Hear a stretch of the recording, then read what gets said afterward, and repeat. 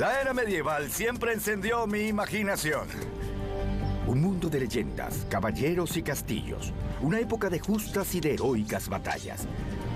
Pero también una era de construcción, época de cambios y de innovación. Me llamo Mike Lode, y durante toda mi vida he intentado entender el pasado experimentándolo. Soy un historiador que cree que cuando le pones las manos al pasado, descubres cuán maravilloso era. Un mundo de retos familiares, pero de soluciones muy distintas. Me embarcaré en un viaje para explorar el mundo medieval. Un mundo que se extendió por 1000 años, desde la caída del Imperio Romano hasta el Renacimiento. ¡Vuela! Quiero acercarme lo más que pueda a la vida diaria de la gente común. Y tomar parte en los pasatiempos de la nobleza. Voy a experimentar cómo era vivir en este fascinante periodo de nuestra historia. Algunos serán detalles cotidianos. Ya verán, será algo espectacular. Pero todo será 100% auténtico. ¡Despejado!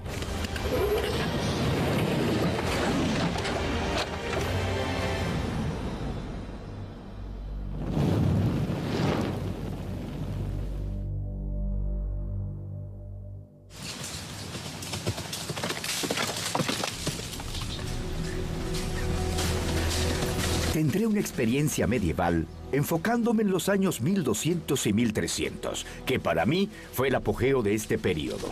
Y comenzaré con una imagen clásica, el castillo. Los primeros castillos fueron armas de intimidación y ataque. No eran meramente defensivos y no estaban hechos de piedra. Los primeros castillos eran así. En altos montículos con torres de madera, rodeados por una empalizada igualmente de madera. De hecho, eran muy similares a los fuertes estadounidenses del siglo XIX. Y eso es lo que eran. Eran fuertes de caballería y llegaron a existir hace 1000 años, con un nuevo tipo de guerrero, el caballero, un guerrero montado que cabalgaba caballos de guerra orgullosos y enérgicos. Los caballos necesitaban alimento, así como refugio y cuidados veterinarios, así que necesitaban una base. Estas bases eran como portaaviones para los caballos. Desplegabas tu flota de castillos de madera en las profundidades del territorio enemigo, mientras te hacías de más tierras de conquista. Desde aquí puedo controlar la tierra, unos 24 kilómetros. En esta extensión puedo enviar una patrulla que regrese antes del anochecer.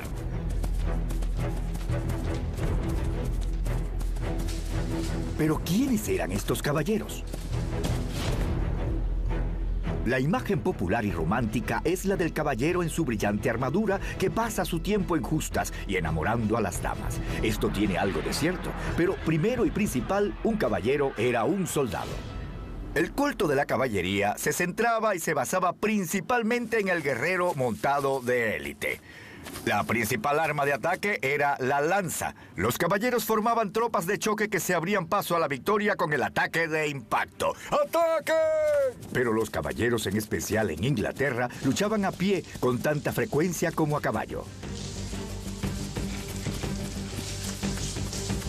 Un grupo de amigos, todos expertos en un rango de destrezas históricas, vivirán la experiencia medieval conmigo para ayudarme a descubrir la realidad del mundo medieval.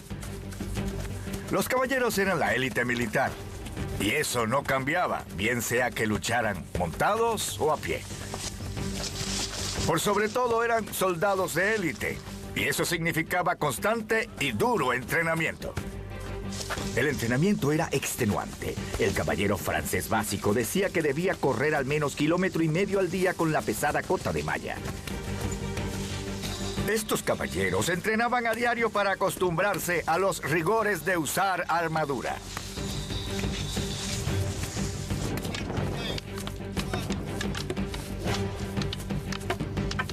Este es el poste. Este robusto tronco de madera es el equivalente medieval a la pera de boxeo. Están entrenando en el poste con espadas de madera. Muchos de los textos aseguran que las espadas de madera duplicaban en peso a las de acero, así que esta no era una opción fácil. Esta es para desarrollar la fuerza y la energía corporal. En la batalla, la lucha era dura, viciosa y brutal, y los caballeros rudos, luchadores, peleaban con cualquier medio a su disposición. Ellos usaban los escudos para luchar, para proteger sus cuerpos, podían defenderse con el canto del escudo, pero por supuesto, el escudo en el campo de batalla está allí para protegerte de los arqueros. Pero en un cerrado enjambre de hombres, también se convierte en un arma.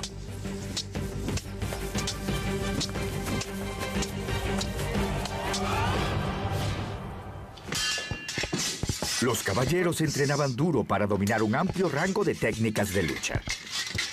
Las tácticas de la lucha eran parte esencial de la contienda con espadas medievales. Sujeto la hoja para usar la espada a la mitad. Desde aquí puedo arrancarle su espada, puedo atacar su rostro, destrozarle los dientes o hacerle zancadilla con la guarnición. Lo que sucedía en batalla era que el choque de hombres de ambos bandos los iba amontonando. Trataban entre sí de empujarse, pero se iban acercando cada vez más hasta que llegaban a una cerrada amalgama y finalmente no tenían más opción que ceder a los embates de la lucha. Las técnicas de lucha eran de uso particular cuando llegaba la lucha cuerpo a cuerpo en el campo de batalla. Ellos tenían su propio código de honor, la caballerosidad. Y mi compañero de prácticas, el Dr. Tobias Capwell, es experto en las reglas. Los caballeros luchaban con otros caballeros, con sus iguales de la misma clase social. Y dentro de la hermandad de la caballería, no necesariamente quieres matar a tus iguales sociales. Tienes el proceso de chantaje, puedes forzarlos a rendirse. Se convierten en tus prisioneros y luego se los vendes a sus familias con una ganancia extraordinaria. Pero ellos no se rendían fácilmente. Tienes que derrotarlos, pero no matarlos.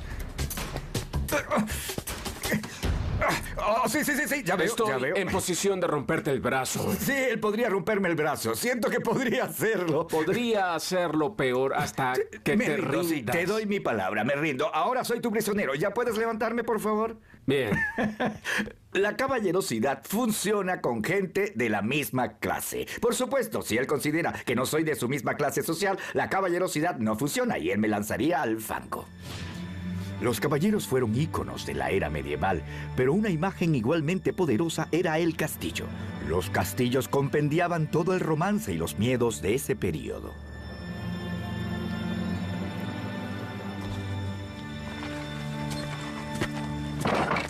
Gracias, Jerry. Pero no solo voy a observar un antiguo castillo. En mi experiencia medieval ayudaré a construir uno nuevo.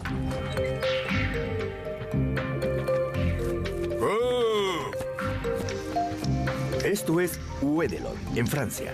Un pequeño equipo de expertos lleva 15 años en un proyecto. Están construyendo un castillo medieval de tamaño natural desde sus bases. No hay nada en el mundo que se le parezca. Estos artesanos usan solo materiales auténticos y técnicas de construcción medievales. No hay electricidad, ni herramientas eléctricas, ni autovolquetes. Todo se hace a mano, exactamente como los constructores medievales lo hubieran hecho.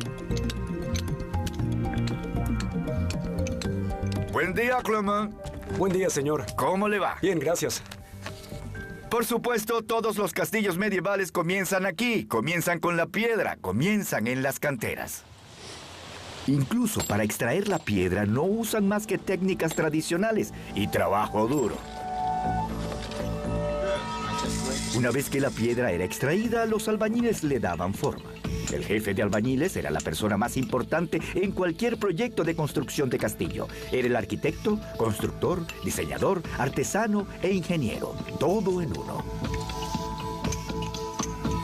Por debajo de los albañiles estaba un ejército de comerciantes, quizás unos 200 en un castillo de este tamaño, que hacían todo, desde los andamios de madera hasta las tejas de arcilla del techo y la argamasa. Todo desde cero. Aquí están fabricando la argamasa, la sustancia que mantiene todas las piedras unidas. Una mezcla de tierra, arena, cal y agua. ¿Así está bien? Sí. Los castillos eran el centro de la comunidad. Todos pasaban a través de estas puertas, desde los campesinos hasta los príncipes. Se necesitaban 45.000 toneladas de piedra para construir este castillo, y tiene que ser erigido usando únicamente la fuerza muscular. ¿Cómo llevan las piedras hasta la cima? La respuesta es una grúa tremendamente avanzada que puede elevarse tanto como muchas grúas de construcción modernas.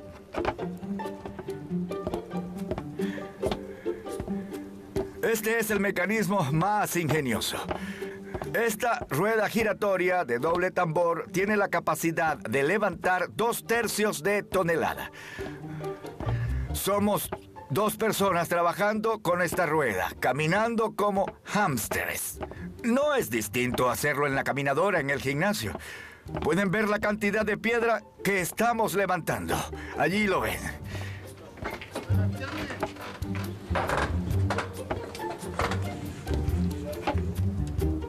Aquí todo depende del balanceo. La pala de piedra se balancea en su posición y la subimos hasta los albañiles del nivel superior. Guédelon se basa en el diseño de un castillo francés de hace 800 años. Cuando se termine, tendrá 6 torres, un gran salón y altas paredes en un terreno de más de 1 acre. Todo rodeado por un gran foso seco. Esta es la cima de la Torre del Amo. Hay que echar argamasa para colocar la próxima piedra.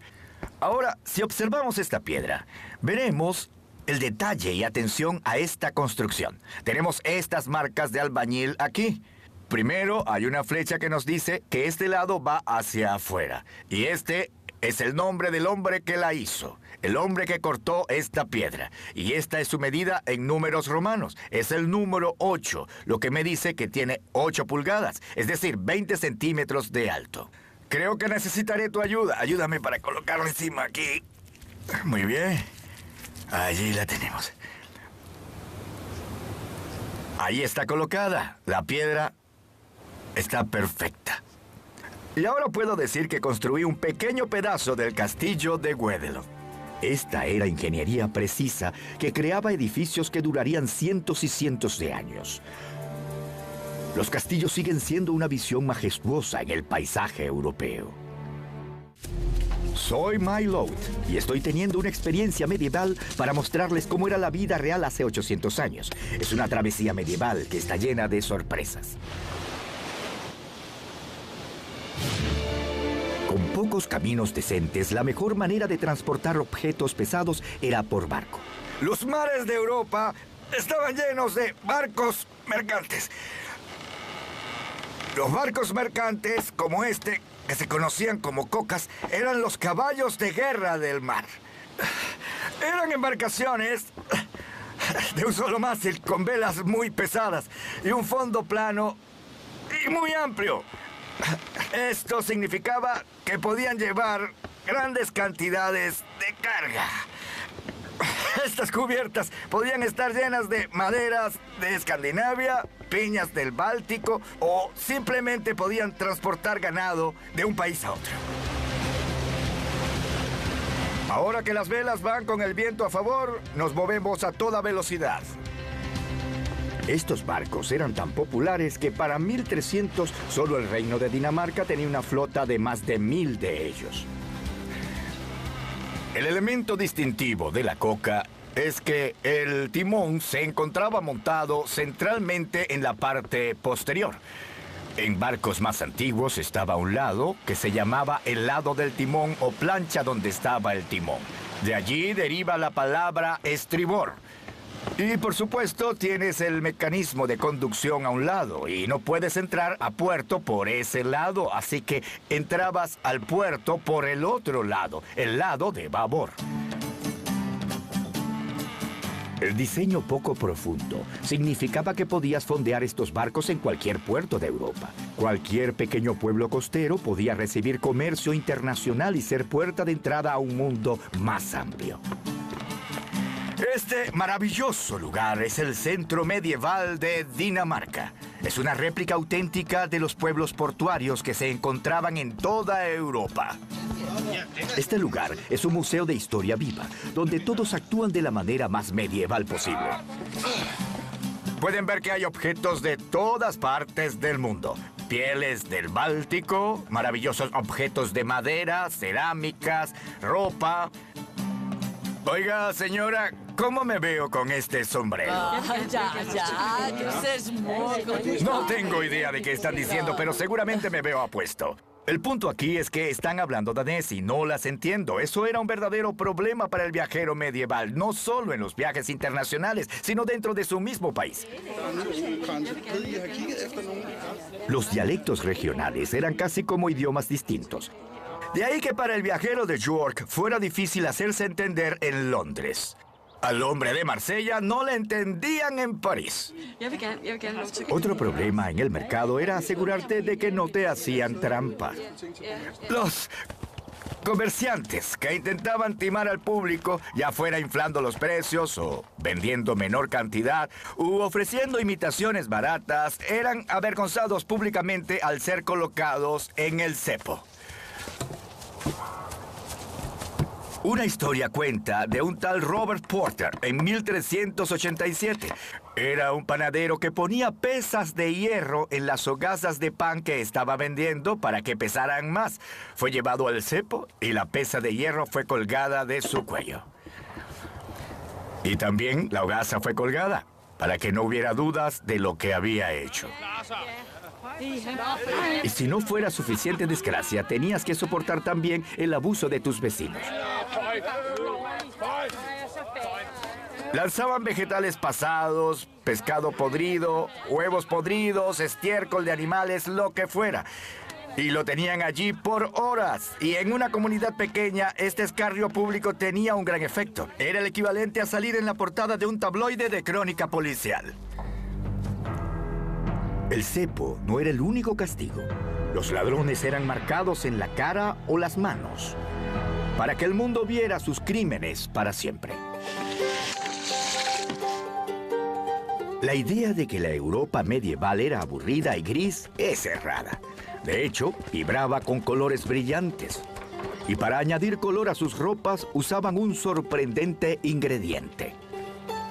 Lo que usaremos, de hecho, es orina rancia producida por un hombre. Tiene que ser de hombre y tiene que ser rancia. ¿Y bien? ¿Cuánto tiempo tiene esta orina? Tiene un mes. Julia Clark es experta en tintes medievales. La lana y el lienzo se teñían con tintes vegetales y para algunos colores la orina era elemento clave del proceso. Ahí va. Ahora añadimos a la mezcla orina rancia de hombre. En Londres, en el siglo XIV, había cubos en las esquinas de las calles para que los hombres depositaran su orina, que era recolectada y llevada a las tintorerías locales. Es el amoníaco en la orina rancia la que fija el tinte, aunque la ciencia moderna no ha determinado si de verdad tenía que ser de hombre. El mundo medieval era un mundo hecho a mano. Las necesidades diarias eran una labor intensiva y los objetos diarios eran hechos no en fábricas de producción masiva, sino de manera doméstica con destrezas artesanales. Incluso la tarea básica de encender el fuego era todo un arte.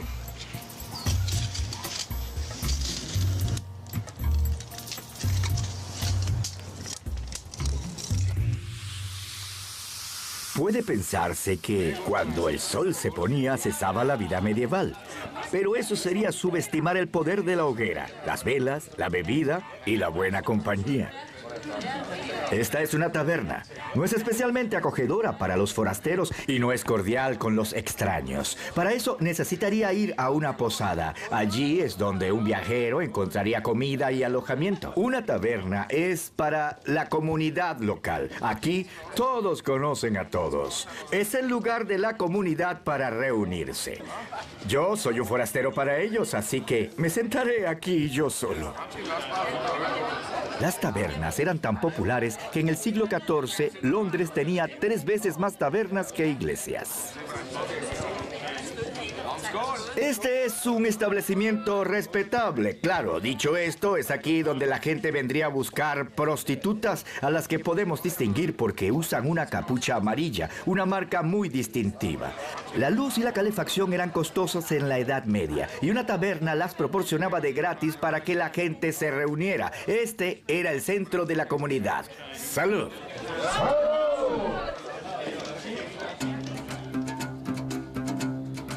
Ir de un lugar a otro por tierra era simple. O viajabas a pie o lo hacías a caballo. Y si ibas a caballo, usabas un tipo de caballo especial.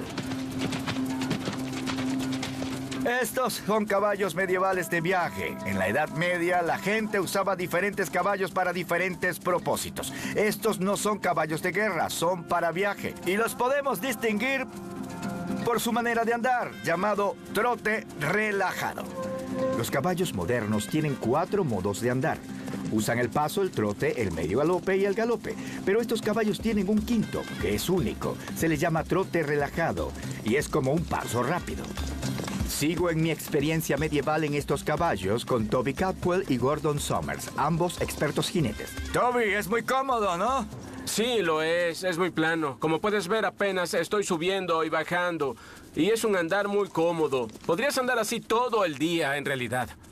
Gordon, esta es tu primera vez en uno de estos. ¿Qué te parece? Es divertido, es una experiencia extraordinaria. No se parece a otra. Toby tiene razón. Podría cabalgar aquí todo el día y toda la noche.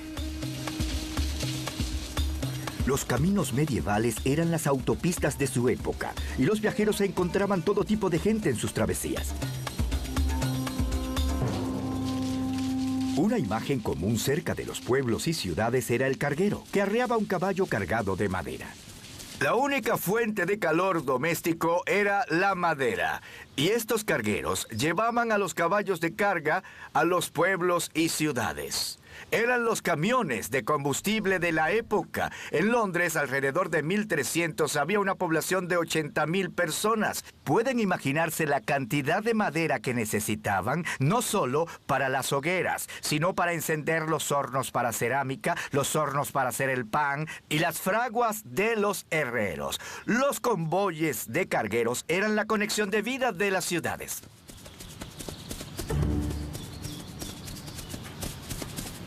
Sin importar a quién consiguieran en el camino, el viajero medieval tenía que llegar a su destino antes de que cayera la noche.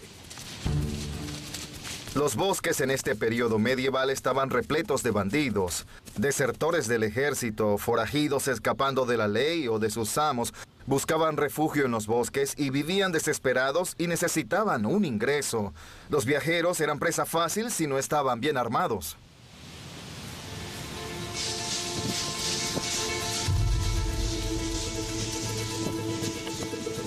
La amenaza de ataque en la Edad Media era real y la gente se armaba de manera habitual.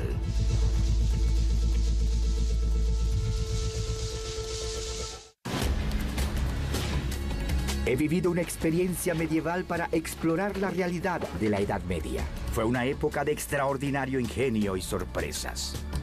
La orina rancia de un hombre.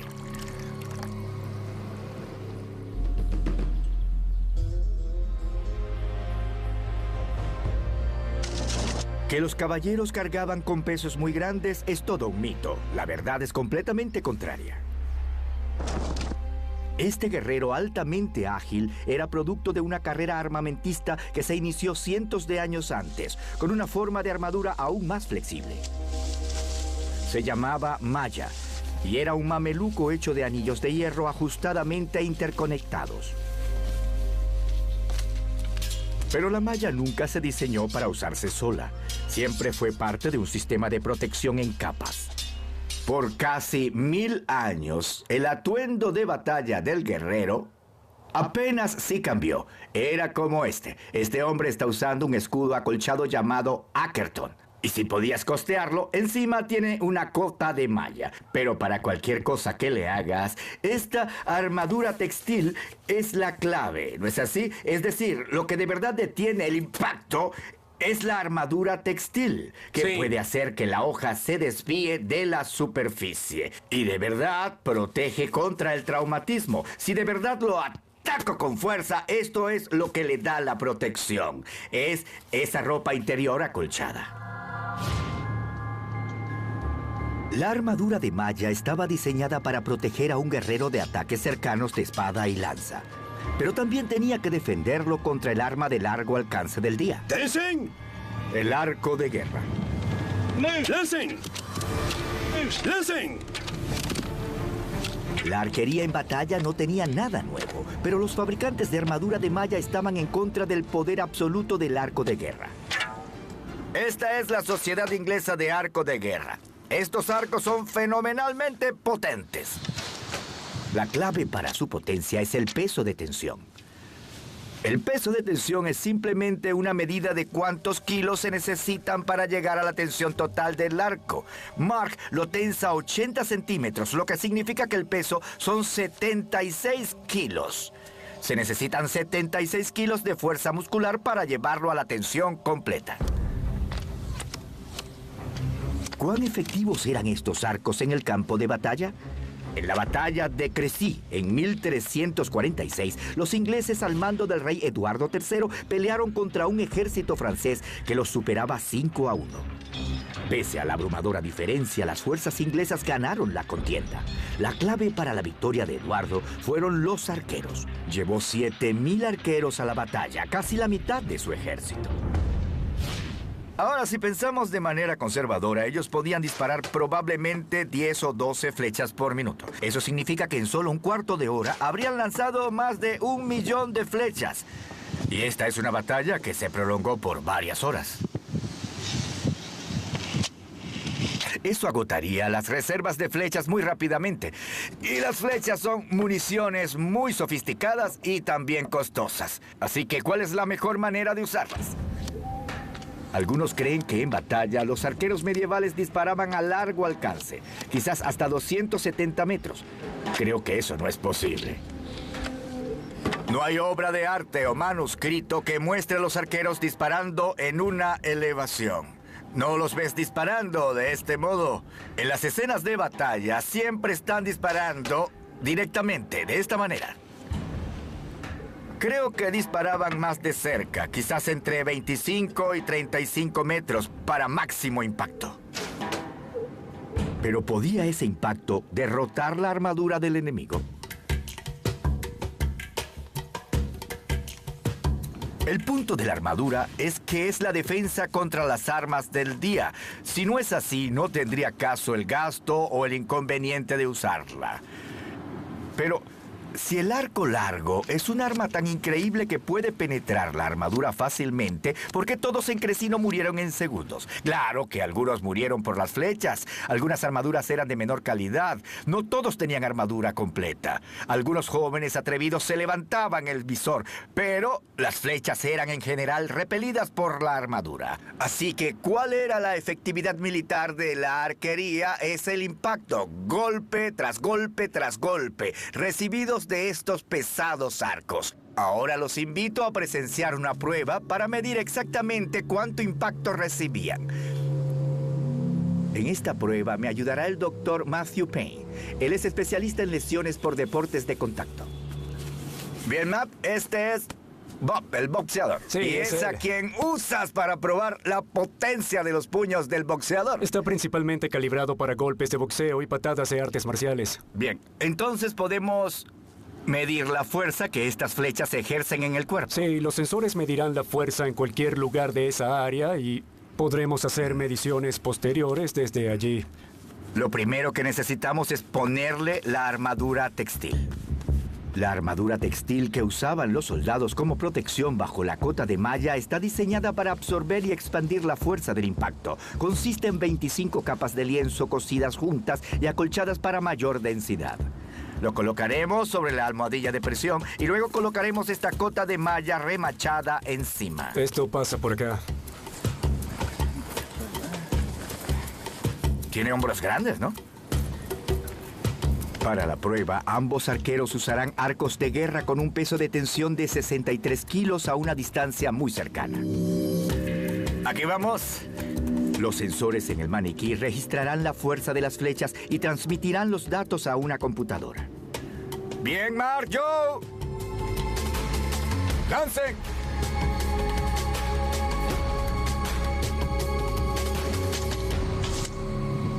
Buen tiro. ¿Tienes una lectura?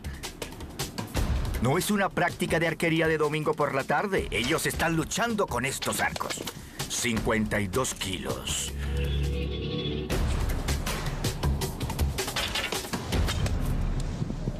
Cielos, mire, esa punta justo allí.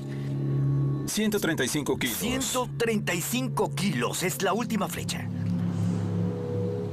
Estos arcos tan potentes a este alcance extremadamente corto, solo 11 metros están atravesando la malla. Sin embargo, la malla está absorbiéndole parte de la energía y disminuyéndola, pero si solo estuvieras usando una cota de malla, se hubiera enterrado profundamente y estarías muerto. Sin embargo, puedes ver dónde impactó a la armadura textil. Ciertamente no en este punto, ni en este punto. Es fabuloso. Pese a que algunas flechas penetraron la malla, ninguna atravesó la combinación de malla y la densa armadura textil. Pero, ¿qué hay de la fuerza de impacto? Matt, tenemos una lectura aquí de 135 kilos. ¿A qué equivale eso? Si nos damos cuenta, el poder de detención aquí tiene un valor de unos 10 newton segundos, que en realidad es como el rango medio para una bala de una Magnum 44. Hay más energía en un arma, pero no tanta. ¿Y qué daño puede causar? Es decir, supongamos que llega al tejido blando en donde tenemos los órganos internos. Potencialmente puede hacer mucho daño. La flecha no perforará la armadura, ya que la función de esta es desviarla y hacerla rebotar. Pero si penetrara con energía, sí podría causar daño interno al organismo. Las pruebas sugieren que los repetidos aciertos de los arcos de guerra producirían una debilitante avalancha de potentes impactos. Impactos que debilitarían al enemigo, minarían su energía y su voluntad. Aun cuando las flechas no pudieran penetrar la armadura, son como puños potentes de largo alcance. ¡Tenzin! ¡Tenzin!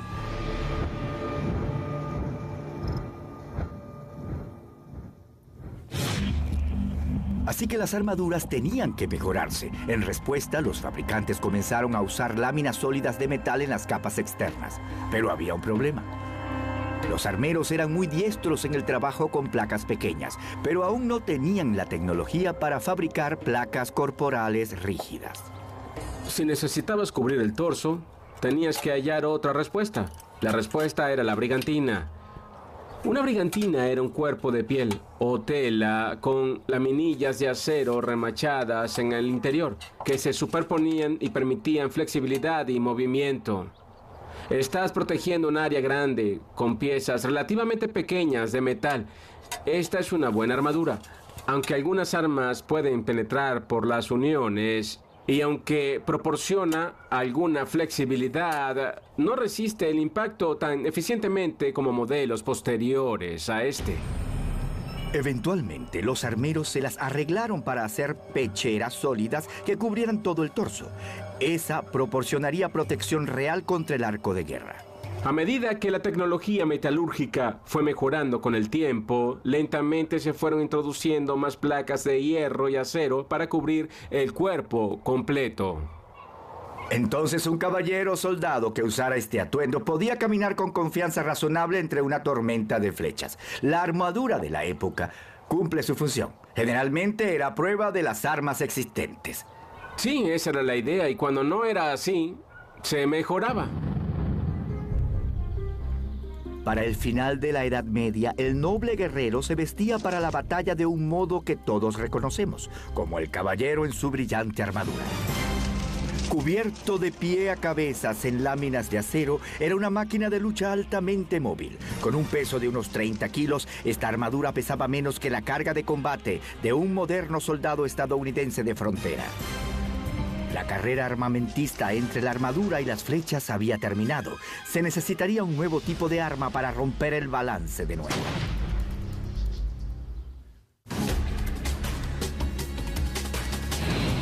He estado descubriendo las sorprendentes realidades de la vida durante la Edad Media. Sigo en mi experiencia medieval para descubrir la verdad detrás de la gran obsesión de las clases nobles, la caza. La caza era muy importante para la vida medieval. Todas las clases sociales cazaban, pero para la nobleza no se trataba solo de deporte o alimento. La guerra era la ocupación de un caballero, pero la caza era su pasión. Y era una pasión que lo ayudaba a prepararse para la batalla.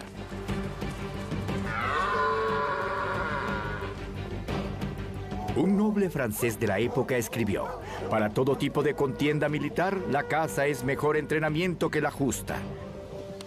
La caza era un evento altamente ritualizado y regulado. Era un evento de gran estatus. Y para cazar animales grandes, se reunían en el bosque al amanecer para un desayuno formal. Buenos días, caballeros. Muchas gracias. Este es mucho más que una ocasión social, ¿no es así? Es el reforzamiento de la estructura social. Y tienes gente de diferentes estratos sociales, todos con sus funciones. Y en el campo de batalla eso es muy importante, porque un ejército medieval efectivo tiene muchos tipos distintos de soldados que trabajan juntos. La caza era meticulosamente planificada, combinando hombres, caballos y perros. Los perros medievales no eran como las razas caninas modernas. Eran perros criados únicamente para funciones prácticas. La primera labor era hallar al ciervo. De manera sorprendente, el cazador principal podía descifrar las pistas dejadas por el animal. Y miren lo que tenemos aquí. Me han traído un plato de excremento de ciervo. Muchas gracias. Es un gran honor para el maestre de caza determinar con estos excrementos de ciervo qué ejemplar cazar. Y puedes determinarlo por su forma, cuán firme es. Puedes romperlo y olisquearlo. Un buen cazador podrá decir si es un animal saludable, qué edad tiene y si está apto para ser cazado. Los excrementos elegidos se le daban a un perro con gran olfato. Estos hermosos sabuesos eran un tipo de perro medieval para hallar un ciervo en particular. Su sentido del olfato es tan bueno que pueden encontrar un ciervo en particular entre todos los demás aromas del suelo del bosque. Estos perros, en misión de reconocimiento, iban sujetos por una correa a la que le llamaban trailla. Se les llamaba perros de trailla. Una vez que los perros de trailla localizaban al ciervo, varios kilómetros del área se rodeaban con puestos de relevo de perros veloces. Necesitamos darle caza y para eso necesitamos velocidad y un perro resistente. Tendremos una manada siguiendo al ciervo, pero el ciervo puede adelantárseles, ¿no es así? Solo si el ciervo se acercaba al cordón externo, se soltaba a los perros para hacerlos volver a la partida de caza. Su reflejo de persecución es disparado por la visión de la presa y pueden alcanzar velocidades de hasta 72 kilómetros por hora. Son unos perros muy rápidos. Rápidos, pero solo en distancias cortas. No podían igualar a un ciervo en energía. Por eso tenían estaciones de relevo, para que un par pudiera sustituir a otro. Para la persecución principal, los cazadores usaban perros que corrían en manadas. Estos son los sabuesos. Esta es la jauría principal. Corren sin frenos, como manada, y tienen un extraordinario sentido del olfato. Así que cuando cabalgamos tras la presa en caballos, estos son los perros de caza que nos ayudan a mantenernos en contacto. Estos son los perros con la energía y la esencia para perseguir a la presa.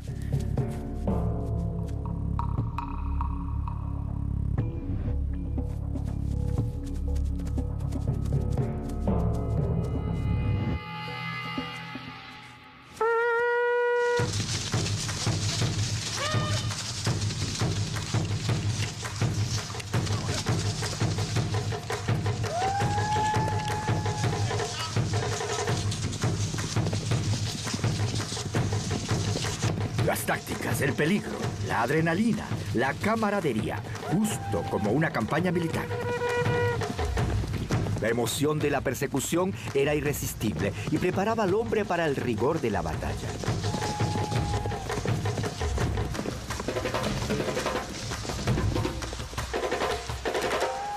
Un caballero aspiraba a mostrar tanta fuerza, valor y destreza en el coto de caza como en el campo de batalla.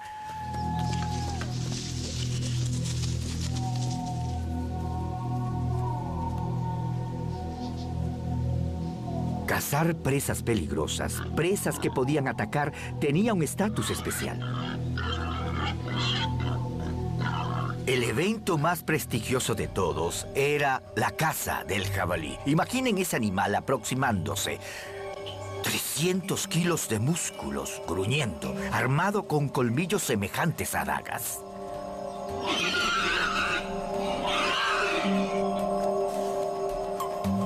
Para enfrentarlo a pie, usaban lanzas especiales de jabalí que tenían una barra transversal, una barra cruzada justo detrás del cabezal de la lanza. La idea era que, aun si el jabalí quedaba ensartado en la lanza, aun si lograbas atraparlo, tendría tal impulso al venir hacia ti que llegaría hasta el mango de la lanza y te atacaría. Los manuscritos medievales muestran cazadores atacando a los jabalíes con lanzas, pero ¿de verdad podían hacerlo? Voy a intentar un experimento simple. Siempre he tenido curiosidad sobre si las barras cruzadas funcionan. Es decir, pienso en un jabalí de 300 kilos atacándome. Y si llega tan lejos, quizás va a derribarme y voy a sufrir heridas. Así que preparé una pequeña prueba. Voy a hacer que Adam y Gordon corran hacia mí y veré si puedo detenerlos. ¿Quieren intentarlo? A ver si pueden derribarme. ¡A la carga!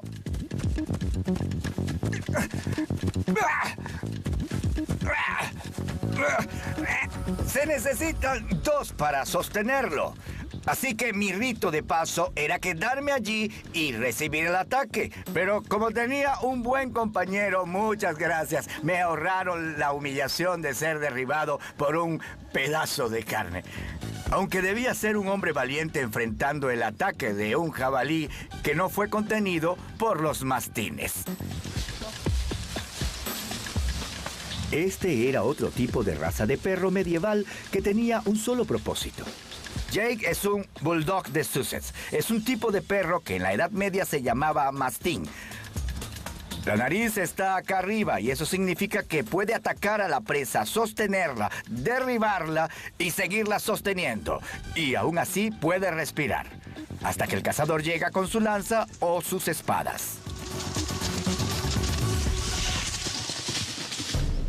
De todas las maneras como un hombre podía cazar, la más noble, la más peligrosa y la más estimada era matar el jabalí a lomo de caballo con una espada.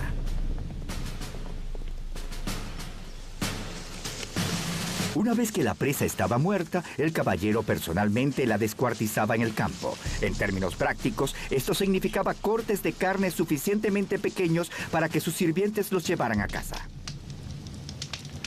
También significaba que los caballeros estaban acostumbrados a la sangre y vísceras de los animales muertos. Significaba que estaban familiarizados con eso y que no eran remilgados en el campo de batalla. El pan sumergido en sangre y tostado al fuego era el premio favorito para los perros. Ah, eres un buen perro. Este ha sido un día extremadamente exitoso. Hemos tenido una experiencia de caza medieval. Confraternizamos con los perros y confraternizamos entre nosotros. Fue como un ejercicio militar. De eso se trataba la caza para los pueblos medievales. Era una metáfora de la guerra y entrenamiento para la guerra. Mi experiencia medieval me ha llevado lo más posible a la Edad Media. He ayudado a construir castillos, entrenado y luchado con espadas y viajado por tierra y por mar. He experimentado la emoción de la cacería y sentí lo que sería ser atacado por un jabalí.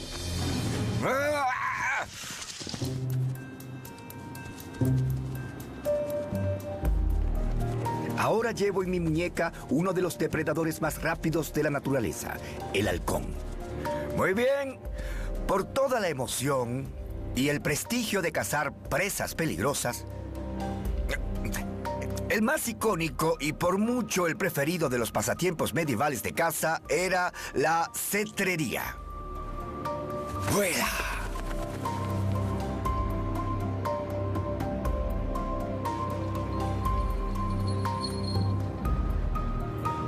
Para los ricos, los halcones eran las posesiones más preciadas y una oportunidad de alardear de su riqueza. ¡Allí va! En 1368, el rey inglés Eduardo III gastó más en sus halcones que todo el ingreso anual de los nobles más ricos. También tenía perchas para sus aves favoritas en su recámara.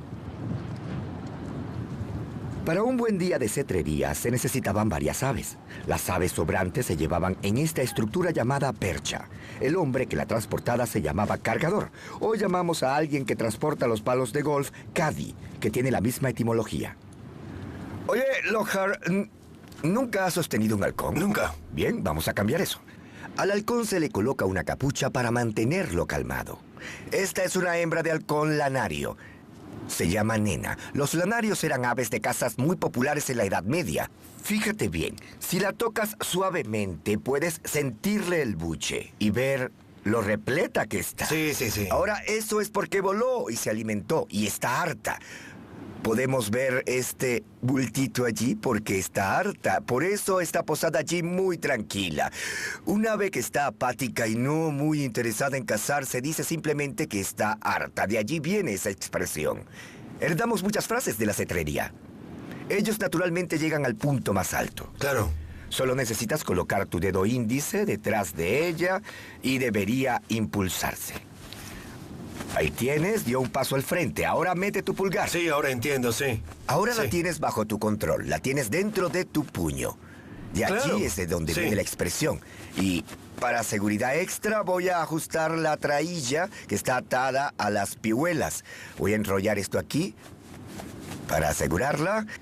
Ahora sí, la tienes enrollada en tu dedo. ¿Cómo se Vaya. siente? Se siente genial. Es increíble. Es una sensación muy medieval. Simplemente... ¿Lo ves? Esto nos conecta. Sí, de la tierra a Sí, los de dioses. la tierra a los cielos, absolutamente.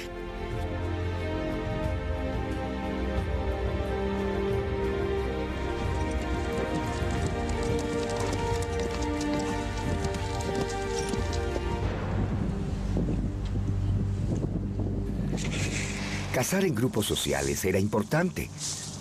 Pero la comida que se ponía en la mesa se atrapaba principalmente con redes y trampas, y a veces era un trabajo para el cazador solitario. Los cazadores diestros usaban un arco o una ballesta, y su gran destreza no solo es tener una buena puntería, sino poder acechar, poder acercarse a su presa lentamente. Hay algunas referencias auténticas que describen lo que era una de las imágenes más extrañas del mundo medieval. En realidad, tenían caballos de acecho que se veían así. 2 hombres en un traje de caballo. ¿Creen que esto funcionaba? Bueno, claro, no es un intento de engañar a nadie. Lo que hace principalmente es romper la forma humana. Cualquiera que haya cabalgado un caballo en un campo sabrá que los conejos no se ven afectados porque no es bípedo, no es un humano, es un animal, así que este es simplemente un escondite móvil que nos acerca mucho más a la presa. Pero sospecharía que cuando estás en un caballo, aparte de la silueta distinta, también tienes el olor del caballo. Así que creo que quizás debería tener el olor para que funcione. Ya esto está bien oloroso aquí dentro. Muchas gracias. Gracias, Alan. Podías cazar cualquier presa con un caballo de acecho, pero eran particularmente buenos para acercarse sigilosamente a los ciervos. ¡Alto! No puedes hacer eso. ¿Disculpa? No puedes hacer eso. El castigo por perturbar a los siervos del rey es la ceguera. Él tiene razón. Esto es un bosque real. Te está permitido llevar conejos y aves pequeñas, pero aparte de eso, cargar objetos afilados es ilegal. Así que una flecha como esta es ilegal en el Así bosque es. del rey. Lo que significaba que la gente común no podía cazar para poner comida en la mesa. Así que no creo que necesite un caballo de acecho para cazar conejos. Pero muchas gracias. Los derechos de caza de la nobleza se tomaban muy, pero muy en serio. Y el país estaba cubierto de bosques para la caza. Lugares que solo los privilegiados podían usar.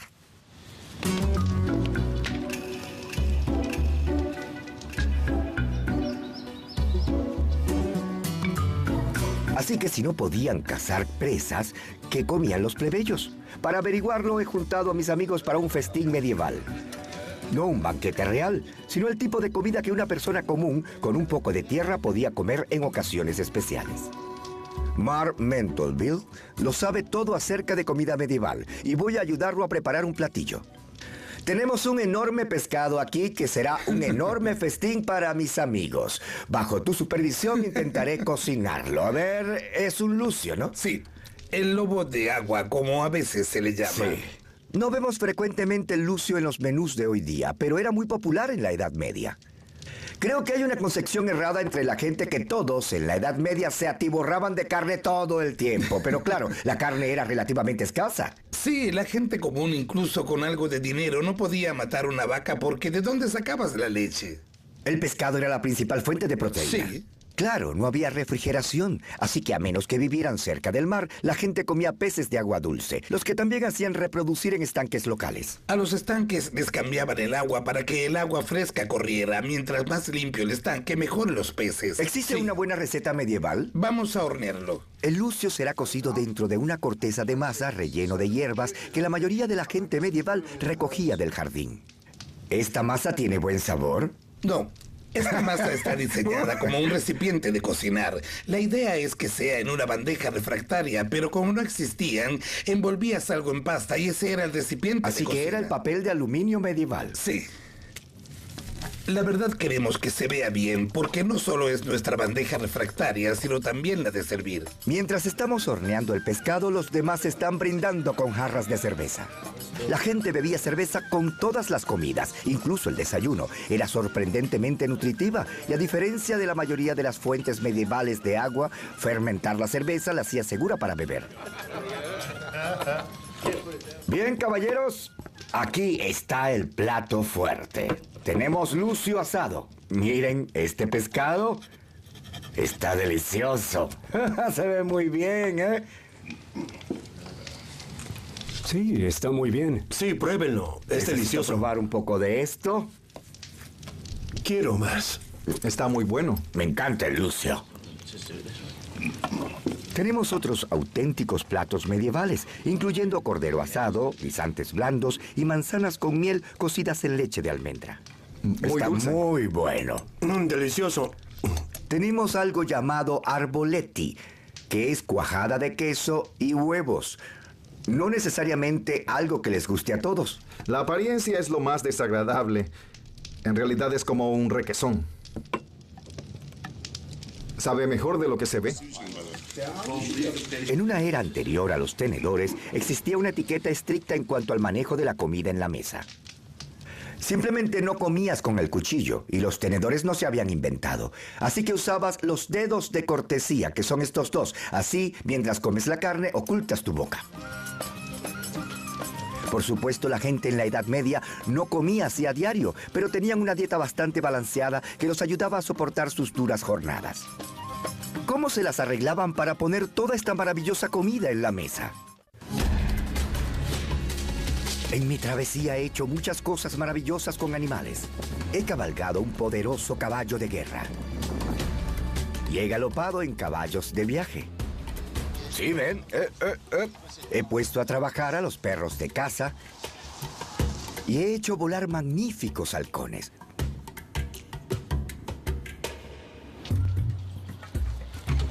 El mundo medieval estaba repleto de animales. La vida de la gente dependía de ellos y todos los animales tenían una labor.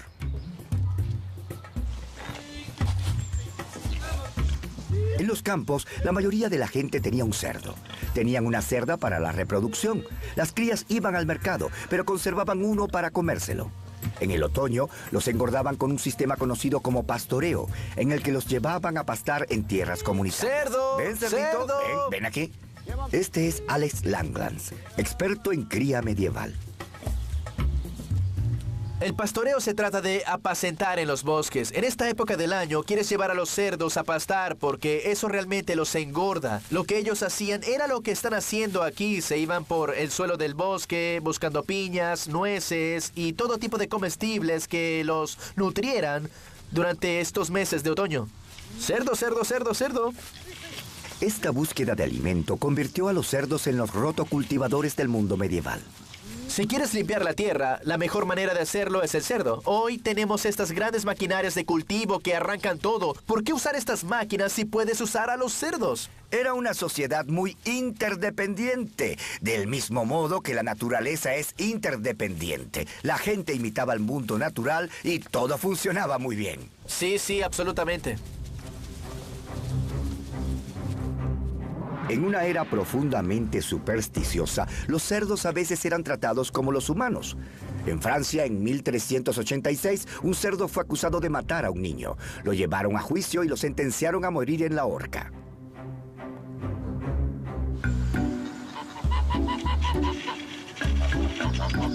Parvadas de ganso se encontraban en cada aldea y como todo animal tenían que ganarse su estadía. Uno de los grandes aspectos del mundo medieval es que todos compartían todo. Podíamos tener un humilde dueño de gansos con su parvada que podía llegar a un arreglo con un hombre que poseyera una huerta. Los gansos pueden hacer un gran trabajo en la huerta. No solo se engordarán, sino que mantendrán las hierbas malas a raya. Y algo más es que los desechos de aves son famosos por sus cualidades, básicamente para fertilizar los suelos. Los gansos eran llevados al mercado e intentar hacerlos pasar por la huerta era difícil. Todo el ganso se aprovechaba. La carne y los huevos eran un excelente alimento. La grasa de ganso se utilizaba para lubricar los cojinetes de los molinos de agua. Y las plumas servían para hacer ropa de cama y flechas, si podías atraparlos.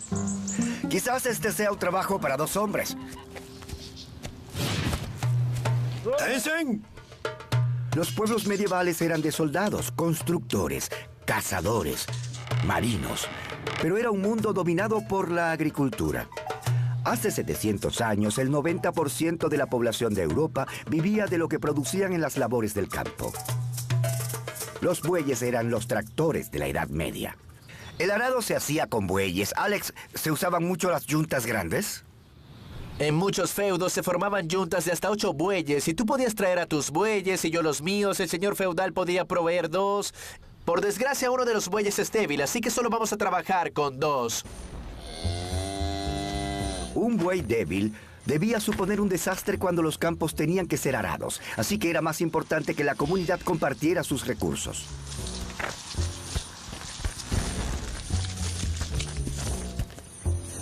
Este es un yugo real. El yugo había estado presente por miles de años. En la Edad Media la gente usaba esta tecnología antigua para anexar los bueyes al arado.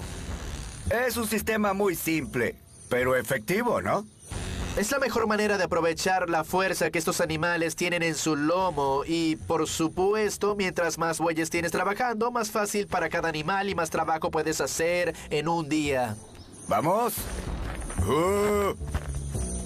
Vamos, avancen, avancen, caminen, así es. Firmes. Muy bien. Adelante, vamos, vamos. El asunto con los bueyes es que necesitan ser constantemente animados. Vamos, vamos, vamos, derecho, no te desvíes. Un cambio extremadamente importante que sucedió durante el período medieval fue el gran avance en tecnología agrícola, el desarrollo del arado pesado. Este realmente es el extremo comercial del mundo medieval para mí. Es el arado pesado y te permite penetrar en estas profundas capas de suelo arcilloso y duro, por el que es famosa la Europa septentrional. Antes del arado, lo único que hacías era arañar la superficie. La tecnología aquí desató la fertilidad y eso es algo crítico porque entonces la producción aumentó enormemente. Hubo una explosión demográfica, los pueblos crecieron masivamente, había más dinero y los pueblos se pudieron permitir un aumento de la población. Y nada de esto habría sido posible sin la fuerza bruta de las yuntas de bueyes que alaban el arado. Las tierras medievales se dividían en parcelas para que las trabajaran los individuos. No había cercas entre las parcelas, pero cada quien sabía cuál le correspondía. Pero esencialmente todos trabajaban juntos por el bien del campo, si se quiere. Oh, sí. Porque el labrador araba para todos, ¿no? Sí, eso es correcto. Arar esos pesados suelos era un trabajo arduo, además de especializado. Al labrador se le pagaba con un porcentaje de la cosecha o con otro producto. Todos los demás vivían de lo que producían. Lo que en realidad buscabas era cosechar suficiente cereal para que durara todo el año. Había que producir cerveza, pan de centeno o pan de trigo, pero también había que reservar suficiente grano para sembrar al año siguiente. ¡Claro! Todos tenían que cosechar suficiente para pagar los impuestos al señor del feudo. Los ricos se hacían más ricos con el producto de la tierra. La riqueza de la Edad Media estaba en el suelo, en la tierra. Fue la explotación del potencial de los pesados suelos de la Europa septentrional lo que le permitió florecer durante los siglos XIII y XIV y convertirse en el lugar más rico de la tierra. He estado explorando el mundo medieval. ¡Lancen! En tiempos de guerra, en tiempos de paz. Y en mi travesía he intentado cambiar los conceptos cerrados sobre la gente y cómo vivía. Una de las percepciones modernas más comunes de la Edad Media es que todo el mundo era desaseado y maloliente. Bueno, seguramente muchos sí lo eran, pero mucha gente hoy también lo es. Ahora, la higiene personal no es cuestión de que los productos estén disponibles, sino de si los usas o no. Ellos tenían jabón. La doctora Catherine Flower Bond es especialista en vida doméstica y ha hecho estos jabones con auténticas recetas medievales. ¿Un jabón como este era costoso o era accesible para todos los estratos sociales? Era accesible para todos. Este jabón en particular porque está hecho de sebo. ¿Qué es grasa de ovejo o de cabra? Es relativamente barato, pero también le añadí un poco de orina rancia que he filtrado también. Lo que proporciona amoníaco, que es blanqueador. Sí, eso va a ayudar con las manchas persistentes y los cuellos y puños para sacar el peor sucio. Cualquier campesino podía hacer. Sí, es relativamente barato de producir y más barato aún es uno como este, que solo tiene grasa o manteca de cerdo.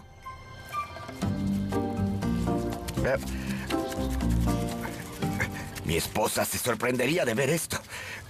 Es un trabajo verdaderamente arduo. Es frío. No es un proceso de agua caliente, siempre se usaba agua fría. Y el asunto con la Edad Media es que tenían jabón y un ingenioso aparato de lavar como este. Correcto. Es lo que llamamos un garrote, ¿no? Así es, o golpeador. Y saca el sucio de las fibras. El proceso es exactamente el mismo que usarías en una lavadora moderna. Pero estos son jabones de lavar ropa. ¿Qué tal la higiene personal? Bueno, los jabones personales, tenemos una selección aquí. Puedes poner rosas o caléndula, cualquier aroma que te guste. Y eran un poco más caros. Esto huele muy bien. O podías usar una barra simple como esta de acá, que es a lo que nos referiríamos como jabón de Castilla. Y estaba reservado para gente de cierta riqueza. Sí, puedo sentir que es un jabón extremadamente lujoso y casi se siente como un humectante al mismo tiempo. Sí, es muy agradable. En la Edad Media, la gente tampoco ignoraba sus dientes. Hoy, los estadounidenses gastan $2.000 millones al año en cepillos de dientes. Hace 700 años eran gratis. Ramas como avellano, regaliz o raíz de malvavisco, si se mastican, se vuelven realmente fibrosas, como las cerdas de un cepillo de dientes. No es tan suave ni tan cómodo como los cepillos modernos, pero funciona. Qué pena que tengo los trocitos en mi boca. Es muy...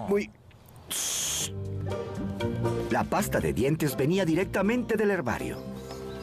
Esto es sal y salvia. Sí. Solo frótala. Se siente bien, me gusta. La salvia detiene el sangramiento de las encías y la sal elimina la placa. Claro, no solo se trataba de tener aliento fresco y ser socialmente agradable. Eso es correcto. La gente vivía rodeada de aire viciado y lo que ellos percibían como enfermedades que podían inhalarse o ingerirse, así que fabricaban objetos como estos, que son cuentas, hechas de popurrí de hierbas, así que podías salir a cualquier área, al mercado, lo que fuera, y donde oliera mal, tomabas tus cuentas, las enrollabas en tu mano y las aspirabas de cerca. Al inhalar los aromas, te protegías contra las enfermedades. Es un olor muy fuerte, muy potente, y es extraordinario que existiera la creencia de que pudieras fumigarte, porque se creía que las enfermedades eran transportadas por el miasma, los olores corrompidos de la atmósfera, y que si los inhalabas, así era como te enfermabas. Si la fumigación con hierbas no funcionaba, la gente podía ir a su médico local por uno de los tratamientos más extravagantes de la Edad Media. He hecho muchas prácticas medievales en mi vida, pero nunca antes intenté esto, ser desangrado por sanguijuelas. Rory McCready es un experto en medicina y cirugía medieval. Siento un cosquillo. Así debe ser. Has puesto una sanguijuela viva en mi brazo y puedo sentir un leve pinchazo a medida que va escarbando. ¿Esta era una práctica básica en la medicina medieval? Sí.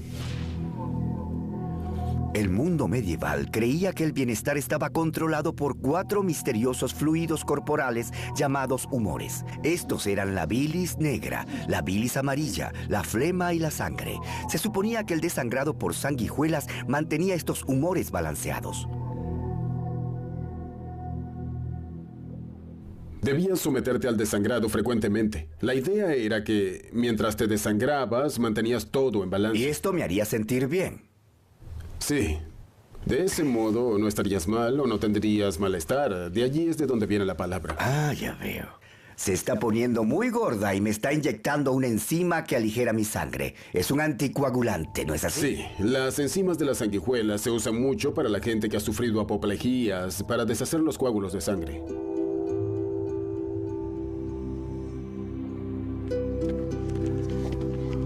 Pero hubo una enfermedad que ningún tratamiento con sanguijuelas u otro pudo curar. Se llamó la peste negra.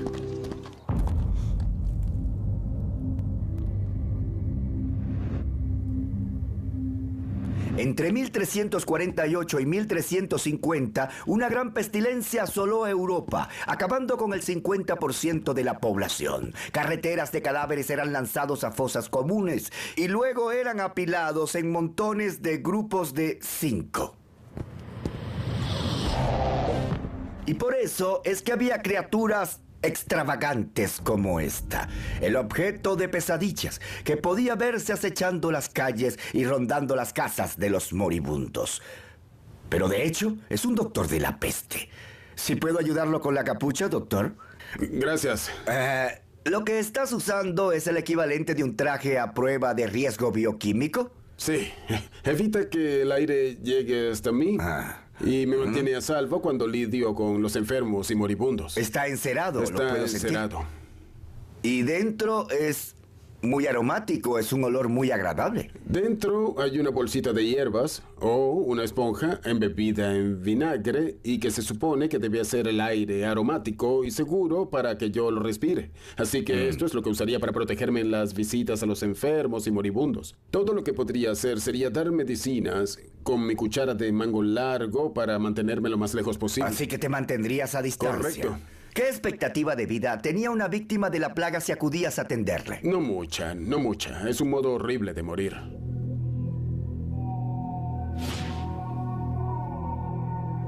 Diseminada por las pulgas de las ratas, la plaga sometía a sus víctimas a una muerte espantosa. Bultos negros y malolientes aparecían por todo el cuerpo.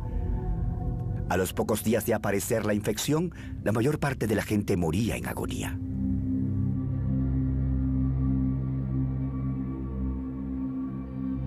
La peste negra fue el gran fracaso de la medicina medieval. Nadie entendía de dónde venía ni sabían cómo tratarla. Fue un fallo que eventualmente llevaría al final el mundo medieval.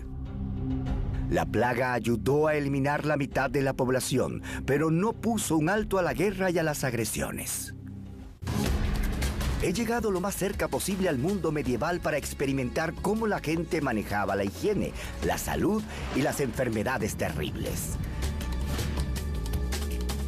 En mi experiencia medieval ayudé a construir un castillo totalmente nuevo. Ahora voy a averiguar cómo se derribaban. Este es el gran momento. Los castillos de piedra se construían para defensa.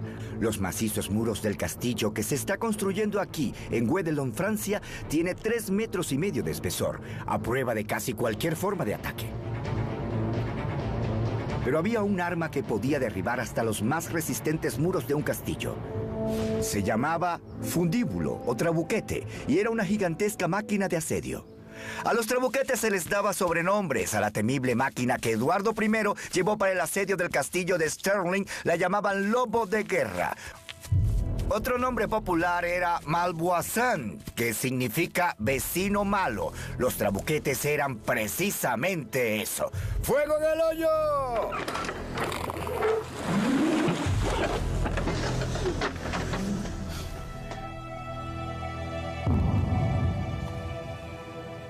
Debió llegar como a 450 o 500 metros. Carguemos y hagámoslo de nuevo.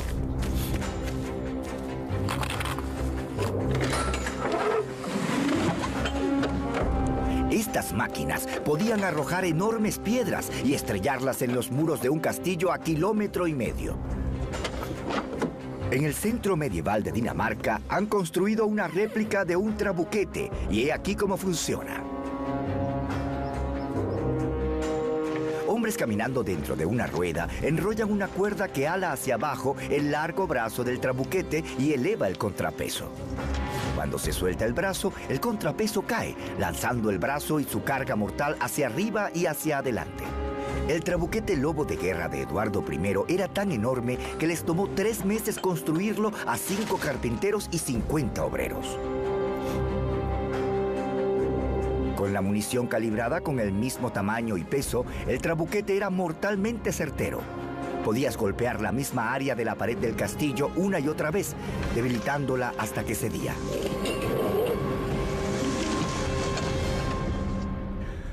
Ahora imaginen esto día tras día tras día. Esta gran tolva soporta hasta 10 toneladas de rocas y debo ayudar a levantarla. Este trabajo es agotador. De seguro existen mejores formas de medir la energía. Joules, vatios, toda clase de unidades, pero nada como caminar en ella para medir la potencia de esta gran máquina. Cada músculo siente cada pizca de energía al momento de hacerlo. Una tropa experta podía levantar este contrapeso en 15 minutos. Es decir, que era un bombardeo constante durante el día y también en la noche. Las rocas no era lo único que lanzaban los trabuquetes. También se usaban para lanzar los restos descompuestos de animales muertos, para esparcir enfermedades dentro del castillo. Igualmente lanzaban colmenas y las cabezas de los enemigos decapitados en la guerra. Todo para infundir terror. Pero lo más aterrador de todo era que lanzaban enormes bolas de fuego.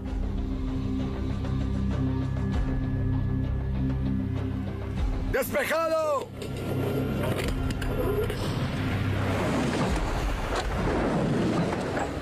¡Miren eso! Es una llamarada en el cielo. Estas bolas se estrellaban contra los techos de los castillos, contra las estructuras de madera, los establos y todas las construcciones dentro del patio, incendiando todo el lugar. Los defensores del castillo debían estar preparados para esperar por largo tiempo. La mayoría de las guerras medievales eran asedios, y para ello debía ser capaz de resistir por meses si era necesario. Lo más importante de los castillos era mantener provisiones de agua dentro de sus muros. Muchos castillos tenían 2 o 3 pozos. Podían resistir un asedio por semanas, quizás meses, con muy poca comida, pero solo podían aguantar días sin agua. En el siglo XV, el castillo Harlech, en Gales, fue asediado por 7 años, siendo el asedio más largo en la historia británica. Pero los soldados detrás de las paredes de un castillo no estaban indefensos. Si el enemigo se encontraba dentro del alcance de las flechas, los defensores podían disparar desde largas hendiduras construidas en las paredes. Son llamadas aspilleras. Y en mi experiencia medieval quisiera intentar una idea que tengo sobre un mejor uso para ellas. Si tienen un ejército acercándose a sus predios, necesitan disparar tanto como sea posible. Así que pueden trabajar en equipos, así, 2 de ustedes operando en una misma aspillera. Eso además hará que su enemigo piense que sus fuerzas son mayores de lo que realmente son. Quizás piensen que es extraño disparar desde tan lejos, pero existen 2 razones para ello. No puedo acercarme tanto porque las palas de mi arco me golpearían, pero hay otra razón por la que debo quedarme atrás, y se llama la paradoja del arquero. Cuando una flecha deja el arco, la fuerza de la cuerda tras ella la flexiona sobre el arco. De hecho, lo que sucede es que se dobla hasta un punto y luego se regresa y se dobla hacia el otro lado. Y durante los primeros 3 o 4 metros realiza un avance sinuoso. Y así es como luce cuando la desaceleramos unas 150 veces.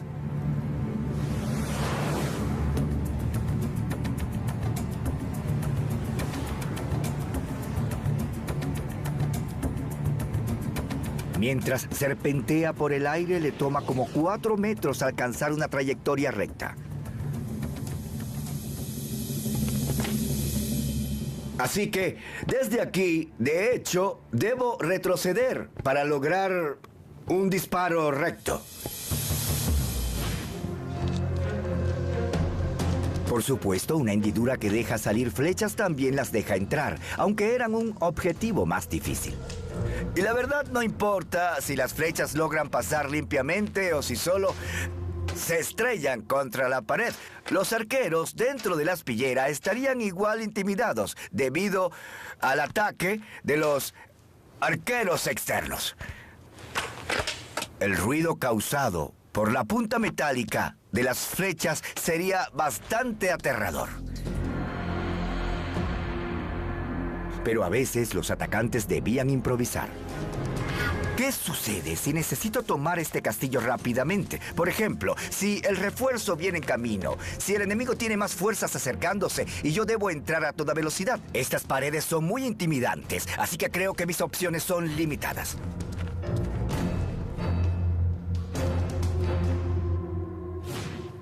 Una de las maneras más desesperadas y de seguro una de las más peligrosas de tomar un castillo era escalando, llegar hasta el tope de las paredes. A veces construían elaboradas torres de asedio, pero lo más común era no hacerlo, así que se reducía a hombres valientes y escaleras. Era extremadamente peligroso, con gente dejando caer rocas sobre tu cabeza, arqueros disparándote por los costados, pero debías continuar hasta lo más alto de tu escalera, porque tenías otros hombres atrás. Al llegar arriba no te darían una cordial bienvenida. La gente te atacaba, cosa que ahora es un problema para mí. Estoy sujeto de una escalera con una mano y en la otra tengo mi escudo, y se me dificulta mucho desenvainar mi espada. Es muy extraño, quizás puedo sacar una daga más abajo, pero eso quizás no intimide mucho, ¿verdad? No, pero puedo atacarte a través de la abertura, hacerte perder el balance y hacerte caer. La opción que tengo aquí es empujar la escalera, pero no me puedo mover. Tendría como a 15, 20 soldados fornidos subiendo por la escalera, detrás de mí. Es un peso inmenso contra la pared. Para poder separarla, necesitas una palanca enorme. Necesitarías una palanca. Necesitaría unas palancas y como 10 hombres fuertes para ejercer ese tipo de fuerza, pero me quedaría sin esos 10 vitales defensores. Así que mi labor, en lo que pueda subir, es hacer tiempo. Saco mi espada y te mantengo en posición. Te mantengo justo donde estás, defendiéndote y ocupado. Allí voy. Pero aún así se las arreglaban para trepar por las paredes y entrar al castillo. Los defensores tenían otras bajo la manga. Así que superé las defensas externas, trepé las paredes y pasé por esta puerta de herradura de hierro. Y ahora me encuentro en esta cámara, en el último bastión, en la torre del castillo. Pero no había límite en el ingenio de los diseñadores de los castillos, porque sobre mí hay una buera.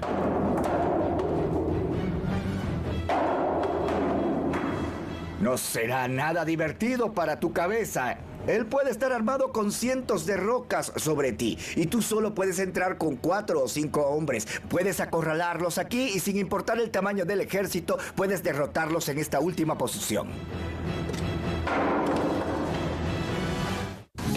Con mi experiencia medieval, hemos resuelto nuestras falsas concepciones del período y hemos experimentado la vida medieval.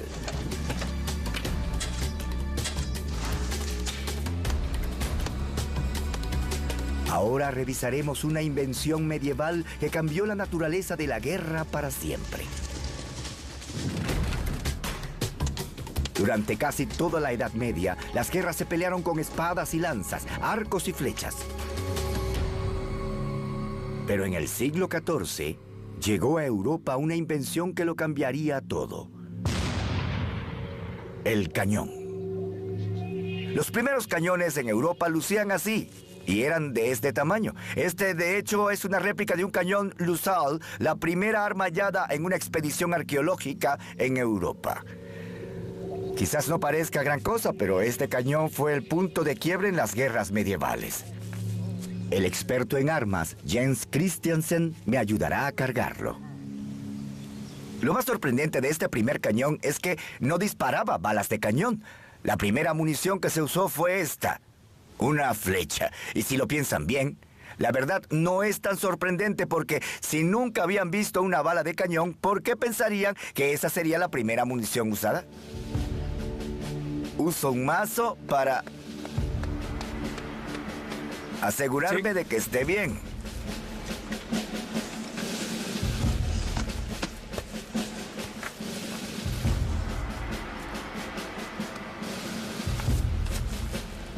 Los cañoneros medievales eran considerados ignorantes. Los amenazaban con que si eran capturados, les cortarían las manos y les sacarían los ojos. Muy bien, voy a encenderlo.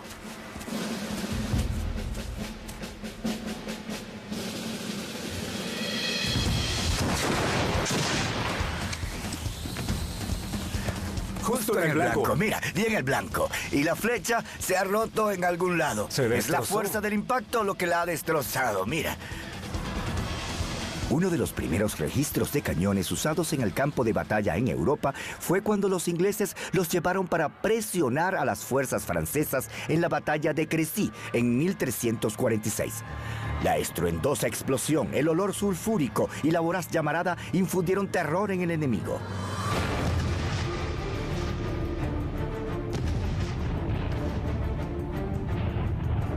Un cronista de la época escribió: hacían un ruido semejante al trueno y causaron mucha pérdida de hombres y caballos.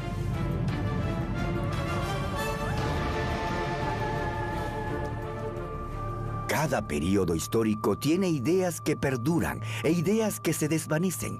Desde el principio, el cañón estuvo destinado al éxito.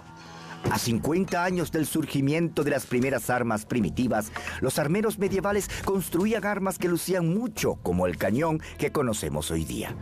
Uno de los primeros aspectos fue que se deshicieron de la flecha y pasaron a la bala de cañón. Las primeras balas de cañón eran piedras como estas, eran esculpidas por albañiles porque no se había descubierto el hierro fundido. Los europeos no lo descubrieron sino hasta finales del siglo XV. Lo otro que sucedió fue que se diseñaron tubos más largos. Pero, ¿cómo hacer cañones más largos como estos sin saber de fundición de hierro? La respuesta es usando la tecnología del barril. ¿Ven estas maderas en el barril? Estos listones de madera que están sujetos por estos aros. Eso mismo sucedía aquí. Bajo estos anillos hay barras de hierro juntadas de este modo, alrededor de un núcleo de madera. Y estos anillos, con sus rebordes largos, se martillaban encima. El núcleo de madera luego se quemaba y quedaba el cañón. Y se realizaba con la misma tecnología de los barriles. Esto que luce como una jarra de cerveza se llama recámara. Lo que sucede es que la bala de cañón va aquí, la pólvora va en la recámara. Luego él sellará el aire usando un tapón de madera. Esto empujará la bala por el tubo.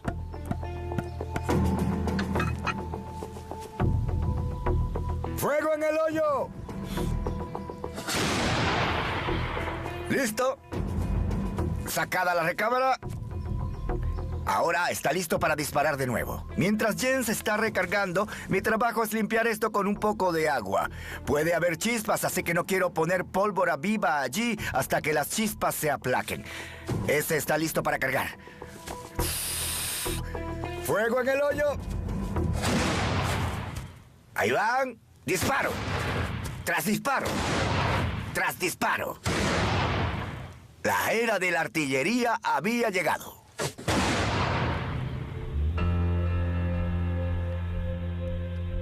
La llegada del cañón fue una señal de que el período medieval estaba llegando a su fin. Cambió el curso de la guerra y de la civilización para siempre. Mi experiencia medieval ha sido una travesía increíble. Ayudé a construir y atacar castillos medievales. Haré con bueyes y probé la comida medieval. Cacé con sabuesos y luché con espadas. He viajado en barcos, a caballo, y conocí llamativos aspectos de la vida medieval.